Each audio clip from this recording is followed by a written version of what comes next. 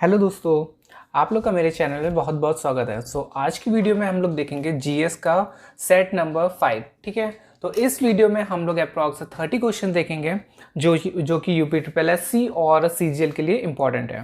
तो चलिए स्टार्ट करते हैं। पहला क्वेश्चन है, लिच्छवी दोहित किसे कहते हैं? ऑप्शन है चंद्रगुप्त को, स्कंदगुप्त को, कुमारगुप्त को, समुद्रगुप्त को। इसका आंसर हो जाएगा डी ऑप्शन, समुद्रगुप्त को। ठीक है, और कुछ इंपॉर्टेंट पॉइंट है इसके, तो देखते हैं उसको। लिच्छवी दोहित समुद्रगुप्त को कहते हैं। समुद्रगुप्त के प्रयाग प्रशस्ति में उसे लिच्छवी दोहित, लिच्छवी कन्या से उत्पन्न बताया गया है। ठीक है, समुद्रगुप्त की माता का नाम कुमार देवी था। ठीक है, तो इंपॉर्टेंट ये भी है कि समुद्रगुप्त की माता का नाम क्या था? कुमार देवी है। ठीक है, तो नेक्स्ट क्वेश्चन है हमारा, रामकृष्ण मिशन की स्थापना किसने की थी? ऑप्शन है दयानंद सरस्वती, केशव चंद्र या राम मोहन राय, विवेकानंद। इसका आंसर हो जाएगा डी ऑप्शन से, विवेकानंद। देखिए, जितने भी स्थापना करी है, मिशन हो गए और कुछ इंपॉर्टेंट संस्थाएं हैं, तो वो बहुत ही इंपॉर्टेंट है एग्जाम पॉइंट ऑफ व्यू से। ठीक है, तो उनको एक बार आप लोग देख लीजिएगा और कोशिश करूंगा मैं कि इसकी एक पीडीएफ बना के आप लोगों को प्रोवाइड कर दूं। ठीक है, तो चलिए आगे क्वेश्चन है, अमर राष्ट्र गीत वंदे मातरम के रचयिता हैं? ऑप्शन हो जाएगा रविन्द्रनाथ टैगोर, शरत चंद्र चट्टोपाध्याय, बंकिम चंद्र चट्टोपाध्याय या सुरेंद्रनाथ बंदोपाध्याय। इसका आंसर हो जाएगा सी ऑप्शन, बंकिम चंद्र चट्टोपाध्याय। ठीक है, राष्ट्रगीत वंदे मातरम के रचयिता बंकिम चंद्र चट्टोपाध्याय हैं या इनकी पुस्तक आनंद मठ। तो याद रखिएगा, आनंद मठ किसकी पुस्तक है? बंकिम चंद्र चट्टोपाध्याय की। ठीक है, और इससे सर्वप्रथम कांग्रेस के 1896 ईस्वी के कोलकाता तत्कालीन कलकत्ता अधिवेशन में गाया गया था, जिसकी अध्यक्षता रहमतुल्लाह एम सयानी ने की थी। ठीक है, तो याद रखिएगा ये। फिर नेक्स्ट है हमारा क्वेश्चन, निम्नलिखित में से कौन सी रचना महात्मा गांधी के साथ संबंधित नहीं है? ऑप्शन है my experiment with truth, Harijan, the holy family, Hind Swaraj. इसका आंसर हो जाएगा C option, the holy family. ठीक है, कुछ पॉइंट देखते हैं। महात्मा गांधी ने my experiment with truth, Harijan एवं हिंदू स्वराज की रचना की। द हॉली फैमिली की रचना कार्ल मार्क्स और एंजल ने की थी। ठीक है, तो एक क्वेश्चन यहां से बन सकता है कि द हॉली फैमिली की रचना किसने की थी? कार्ल मार्क्स और एंजल ने की थी। फिर नेक्स्ट है हमारा क्वेश्चन, ब्रिटिश क्राउन ने ईस्ट इंडिया कंपनी से भारत पर प्रभुसत्ता किस वर्ष में प्राप्त की? 1857, 1859, 1858, 1859 या 1860। इसका आंसर हो जाएगा बी ऑप्शन, 1859 में। ठीक है, 1 नवंबर 1859 को महारानी विक्टोरिया की 1 नवंबर 1858 को महारानी विक्टोरिया की उद्घोषणा जारी करने के लिए शाही दरबार इलाहाबाद में लॉर्ड कैनिंग द्वारा आयोजित किया गया। इस उद्घोषणा के द्वारा भारत शासन सीधे ब्रिटिश साम्राज्य के अंतर्गत आ गया। ठीक है, फिर नेक्स्ट है हमारा क्वेश्चन, निम्न में से किसे विदुषी ने वाद विवाद में अजय ज्ञात याज्ञवल्क्य को चुनौती दी थी? तो ऑप्शन हो जाएगा घोषा, अपाला, मैत्री या गार्गी। इसका आंसर हो जाएगा डी ऑप्शन, गार्गी। याज्ञवल्क्य को गार्गी द्वारा चुनौती दी गई थी। ठीक है, और फिर इसके बाद नेक्स्ट क्वेश्चन है, शिवाजी का राज्याभिषेक हुआ था 1627 ईस्वी, 1674 ईस्वी, 1680 ईस्वी, 1670 ईस्वी। इसका आंसर हो जाएगा बी ऑप्शन, 1674 ईस्वी में हुआ था। और शिवाजी का राज्याभिषेक काशी के प्रसिद्ध विद्वान गंगा भट्ट अथवा विश्वेश्वर भट्ट द्वारा 1674 ईस्वी में राजधानी रायगढ़ में हुआ था। ठीक है, तो याद रखिएगा। जून 1674 को इनकी माता जीजाबाई का निधन हो गया तथा तांत्रिक विधि से दूसरा राज्याभिषेक निश्चलपुरी गोसाई द्वारा सितंबर 1674 को संपन्न कराया गया। ठीक है, नेक्स्ट है हमारा क्वेश्चन, विजयनगर राज्य की स्थापना किसने की थी? ऑप्शन है तुलुव वंश, संगम वंश, सालुव वंश, विदेव राय वंश। सो इसका आंसर हो जाएगा बी ऑप्शन, संगम वंश ने करी थी। और विजयनगर साम्राज्य की स्थापना संगम वंशीय शासक हरिहर एवं बुक्का द्वारा 1336 ईस्वी में की गई थी। ठीक है, नेक्स्ट है हमारा क्वेश्चन, महमूद गजनी ने भारत पर कितनी बार आक्रमण किया? ऑप्शन है 7, 5, 17 या 15। तो इसका आंसर पता ही होगा सब लोगों को। तो इसका आंसर हो जाएगा सी ऑप्शन, 17 बार करा था। महमूद गजनी ने भारत पर 17 बार आक्रमण किया, परंतु इस आक्रमणों का उद्देश्य भारत में स्थायी मुस्लिम शासन की स्थापना करना नहीं था, बल्कि मात्र लूटपाट करना था। ठीक है, तो इसका उद्देश्य याद रखिएगा, ये खाली लूटपाट करने आया था, ना कि यहाँ पे मुस्लिम शासन स्थापित करने। ठीक है, फिर नेक्स्ट है क्वेश्चन, भारत सेवक समाज की स्थापना किसने की थी? ऑप्शन है बाल गंगाधर तिलक, गोपाल कृष्ण गोखले, सुरेंद्र नाथ बनर्जी या दादा भाई नौरोजी।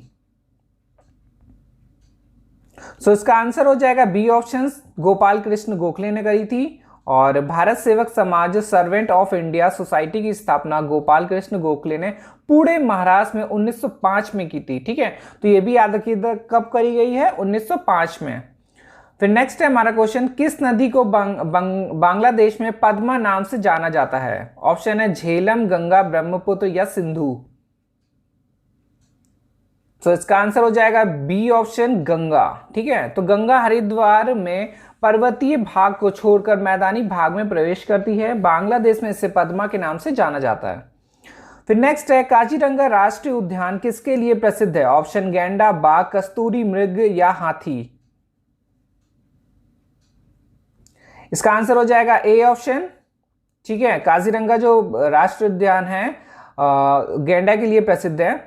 और काजीरंगा राष्ट्रीय उद्यान एक सींग वाले भारतीय गैंडे के लिए प्रसिद्ध है। यह उद्यान असम में स्थित है और यूनेस्को द्वारा घोषित विश्व धरोहरों में से एक है। ठीक है, तो याद रखिएगा किस लिए प्रसिद्ध है? एक सींग वाले भारतीय गैंडा के लिए। फिर पाक जल संधि किन दो देशों के बीच है? ऑप्शन है भारत और पाकिस्तान, पाकिस्तान और श्रीलंका, भारत और श्रीलंका, पाकिस्तान और ईरान के बीच। तो इसका आंसर हो जाएगा सी ऑप्शन से, भारत और श्रीलंका के बीच है। याद रखिएगा, इंपॉर्टेंट है क्वेश्चन, ये काफी बार रिपीट होता रहता है ये वाला क्वेश्चन। फिर नेक्स्ट है, एशिया की सबसे लंबी नदी का नाम है यांगजे नदी, अमेजोन नदी, येनिसी नदी या नील नदी। इसका आंसर हो जाएगा पहला ऑप्शन, यांगसे नदी है, यांगजे। एशिया की सबसे लंबी नदी यांगजे नदी है जो चीन में प्रवाहित होती है। तो याद रखिएगा चीन की भी सबसे लंबी नदी कौन सी हो जाएगी? यांगसे नदी हो जाएगी। और भारत की अगर पूछेगा तो गंगा नदी है जिसकी लंबाई है 25 किलोमीटर। ठीक है, मतलब कि 2525 किलोमीटर। फिर नेक्स्ट क्वेश्चन, सौर मंडल का सबसे चमकीला ग्रह कौन सा है? ऑप्शन है बृहस्पति, बुध, यूरेनस या फिर शुक्र। तो इसका आंसर हो जाएगा डी ऑप्शन, शुक्र। ठीक है, शुक्र ग्रह सूर्य से दूरी के क्रम में दूसरा ग्रह है, सभी ग्रहों में सर्वाधिक चमकीला ग्रह है। इसे पृथ्वी की बहन के रूप में भी जाना जाता है। शुक्र ग्रह को ही शाम का तारा और भोर का तारा भी कहा जाता है। तो ये भी आप लोग याद रखिएगा, शाम का तारा और भोर का तारा किस ग्रह को कहा जाता है? शुक्र ग्रह को कहा जाता है। फिर नेक्स्ट है हमारा क्वेश्चन, निम्नलिखित में से कौन सा एक युग्म सही नहीं है? ठीक है, ये 4 ऑप्शन है, देख लीजिए आप लोग। तो इसका आंसर हो जाएगा ए ऑप्शन, 5वीं पंचवर्षीय योजना जो कि 1961 और 66 है, ये सही नहीं है।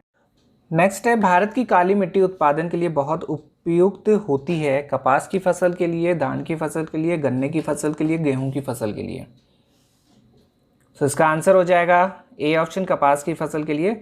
तो कपास की फसल के लिए सर्वोत्तम मिट्टी काली मिट्टी है जो भारत के गुजरात, महाराष्ट्र, पंजाब तथा आंध्र प्रदेश है। ये तो देख लीजिएगा, स्पेलिंग थोड़ी सी मिस्टेक है, ये आंध्र प्रदेश में सर्वाधिक पाई जाती है। ठीक है, तो सबसे इंपॉर्टेंट याद रखिएगा, काली मिट्टी किसके लिए उपयोगी है? कपास की फसल के लिए। ठीक है, फिर नेक्स्ट है क्वेश्चन, निम्नलिखित में से वर्तमान में भारतीय रिजर्व बैंक का गवर्नर कौन है? ऑप्शन है सी सुब्बाराव, शक्तिकांत दास, रघुराम राजन या उर्जित पटेल। सो इसका आंसर हो जाएगा बी ऑप्शन, शक्तिकांत दास हैं इस टाइम प्रेजेंट टाइम पे गवर्नर ऑफ आरबीआई। ठीक है, नेक्स्ट है क्वेश्चन, जीएसटी क्या है? ऑप्शन है एक प्रत्यक्ष कर, एक अप्रत्यक्ष कर, एक कॉर्पोरेट टैक्स या एक नगर निगम कर। सो इसका आंसर हो जाएगा बी ऑप्शन, एक अप्रत्यक्ष कर है ये। गुड्स एवं सर्विसेज टैक्स या वस्तु एवं सेवा कर, जिसको शॉर्ट में बोलते हैं जीएसटी, भारत में जुलाई 2017 से लागू एक महत्वपूर्ण अप्रत्यक्ष कर व्यवस्था है। तो याद रखिएगा कि कौन सा कर है? अप्रत्यक्ष कर। फिर नेक्स्ट क्वेश्चन, श्रम विभाजन की धारणा का समर्थन किसने किया था? ऑप्शन हो जाएगा कीज्न, मार्शल स्मिथ या बाउमोल। सो इसका आंसर हो जाएगा सी ऑप्शन, स्मिथ ने किया था। आधुनिक अर्थशास्त्र के जनक तथा प्रतिष्ठित क्लासिकल शोधाय के प्रणेता एडम स्मिथ ने श्रम विभाजन की धारणा का समर्थन किया था। इस धारणा के अनुसार यदि किसी कार्य की संपूर्ण प्रक्रिया को एक ही व्यक्ति द्वारा न कराकर उसके विभिन्न चरणों को विभिन्न लोगों से पूरा कराने की प्रक्रिया ही श्रम विभाजन कहलाती है। ठीक है, तो नेक्स्ट है हमारा क्वेश्चन, पंचायती राज किस सिद्धांत पर आधारित है? ऑप्शन सत्ता के केंद्रीकरण पर, सत्ता के एकीकरण पर, सत्ता के विकेंद्रीकरण पर या द्विभाजन कानून। आंसर हो जाएगा इसका सी ऑप्शन, सत्ता के विकेंद्रीकरण पर। ठीक है, कुछ इंपॉर्टेंट पॉइंट है पंचायती राज से, तो एक बार देख लेते हैं। पंचायती राज व्यवस्था का प्रारंभ 2 अक्टूबर 1959 को नागौर राजस्थान में हुआ था। ठीक है, तो इसीलिए पंचायती जो डे बनाया जाता है या दिवस मनाया जाता है वो 2 अक्टूबर को मनाया जाता है। और 73वें संविधान संशोधन 1952 के द्वारा पंचायतों को संवैधानिक दर्जा प्रदान किया गया। इसका मुख्य उद्देश्य स्थानीय जनता का विकास में जन भागीदारी एवं लोकतांत्रिक विकेंद्रीकरण को सुनिश्चित करना है। ठीक है, तो नेक्स्ट है हमारा क्वेश्चन, भारत के मुख्य न्यायाधीश की नियुक्ति कौन करता है? इसका आंसर हो जाएगा डी ऑप्शन, राष्ट्रपति करेगा या करता है। फिर नेक्स्ट क्वेश्चन, लोकसभा आयोजित करने के लिए अपेक्षित गण पूर्ति या कोरम क्या है? ऑप्शन है 1/6, 1/8, 1/10 या फिर 1/5। तो इसका आंसर हो जाएगा सी ऑप्शन, 1/10। इसके अनुच्छेद देख लेते हैं। संविधान के अनुच्छेद 103, ये थोड़ा सा एडिट कर लीजिएगा आप लोग, यहां पे लिखा हुआ है 103। ठीक है, 100 का 3 के तहत प्रत्येक सदन, लोकसभा राज्यसभा की कार्यकारी कोरम कुल सदस्य संख्या का 1/10 भाग होती है। ठीक है, फिर नेक्स्ट है क्वेश्चन, भारत के संविधान में शामिल राजनीति के निर्देशक सिद्धांतों की अवधारणा किसके सिद्धांत से ली गई थी? ऑप्शन है ऑस्ट्रेलिया, यूएसए, कनाडा या आयरलैंड। सो इसका आंसर हो जाएगा डी ऑप्शन, आयरलैंड से ली गई है। भारत के संविधान में शामिल अनुच्छेद 36 से 51 तक राजनीति के निर्देशक सिद्धांतों की अवधारणा आयरलैंड के संविधान से ली गई है। तो याद रखिएगा, आयरलैंड के संविधान से क्या लिया गया है? राज के नीति निर्देशक सिद्धांत। ऑस्ट्रेलिया के संविधान से समवर्ती सूची और यूएसए के संविधान से मूल अधिकार तथा कनाडा के संविधान से संघीय व्यवस्था की अवधारणा ली गई है। तो ये इंपॉर्टेंट है, आप लोग याद रखिएगा इसको कि कहाँ से क्या क्या लिया गया है भारत के संविधान में। और फिर नेक्स्ट क्वेश्चन है हमारा, संविधान की उद्देश्य का या प्रस्तावना का संशोधन कितनी बार किया गया था या किया गया है? ऑप्शन हो जाएगा 3 बार, 2 बार, 1 बार या संशोधन नहीं किया गया। सो इसका आंसर हो जाएगा सी ऑप्शन, 1 बार। और कुछ इंपॉर्टेंट है वो देखते हैं। संविधान की उद्देश्य का प्रस्तावना में संशोधन 1 बार 42वें संविधान संशोधन 1976 द्वारा किया गया है। ठीक है, तो याद रखिएगा 1976 42वें संविधान संशोधन, इसके द्वारा उद्देश्य में समाजवाद और पंथ निरपेक्ष एवं अखंडता शब्द जोड़े गए हैं। तो संविधान की उद्देशिका में प्रस्तावना कौन से संशोधन से जोड़ा गया? तो 42वां संविधान संशोधन 1976 से। तो ये इंपॉर्टेंट है, ये याद रखिएगा। फिर नेक्स्ट है क्वेश्चन, श्वेत प्रकाश कितने रंगों का मिश्रण है? कितने रंग मिले होते हैं इस पे? 4, 5, 6 या 7? सो इसका आंसर हो जाएगा डी ऑप्शन। श्वेत प्रकाश 7 रंगों का मिश्रण होता है, जिसमें बैगनी, नीला, आसमानी और हरा, पीला, नारंगी एवं लाल रंग होता है। ठीक है, और इसकी शॉर्ट ट्रिक जो होती है वो उसको बोलते हैं विबग्योर। ठीक है, नेक्स्ट है हमारा क्वेश्चन, निम्नलिखित में से कौन सा इनपुट डिवाइस नहीं है? ऑप्शन हो जाएगा स्कैनर, जॉयस्टिक या प्लॉटर। तो ऑप्शन है केवल 1, केवल 2 हो जाएगा इस पे, सेकेंड वाले में 2 है, और केवल 3 या 1 और तथा दोनों, 1, 2 में दोनों। तो इसका आंसर हो जाएगा सी ऑप्शन, केवल 3 ही है खाली। इनपुट डिवाइस वो डिवाइस होते हैं जिनसे कंप्यूटर तक कोई जानकारी निर्दिष्ट कराई जाती है। ठीक है, कि कीबोर्ड हो गया, माउस हो गया, स्कैनर हो गया, जॉयस्टिक आदि इनपुट डिवाइस के उदाहरण है, जबकि प्लॉटर जो होता है आउटपुट डिवाइस है। तो नेक्स्ट है हमारा क्वेश्चन, ब्लीचिंग पाउडर का रासायनिक नाम है? Calcium chlorate, calcium hypochlorite, calcium chloro hypochlorite या कैल्शियम बाई क्लोराइड। तो इसका आंसर हो जाएगा बी ऑप्शन, कैल्शियम हाइपोक्लोराइड। ठीक है, और रासायनिक दृष्टि से ब्लीचिंग पाउडर का सूत्र जो होता है CaOCl, कैल्शियम हाइपोक्लोराइड होता है, और रोगाणुनाशी के रूप में जल को शुद्ध एक करने में प्रयुक्त किया जाता है। ठीक है, ब्लीचिंग पाउडर का प्रयोग क्लोरोफॉर्म तथा क्लोरीन गैस बनाने में भी किया जाता है।